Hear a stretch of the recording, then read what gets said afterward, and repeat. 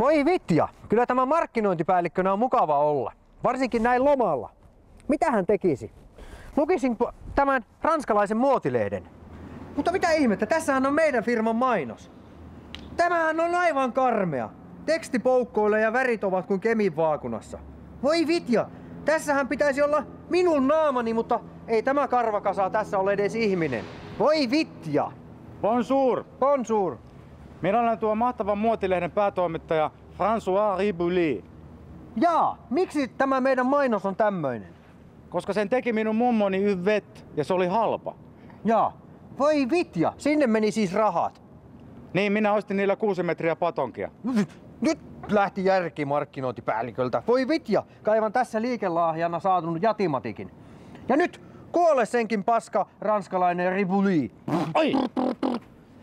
Voi vitja minkä tein. Ammuin suoraan Riboulyyn. Voi vitja.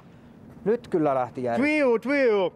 Poliisi. Poliisipäällikkö Clouseau ja sinä lähdet nyt Bastille. Selvä, mennään vaan pastuun Jacques Voi vitja. Väliaika.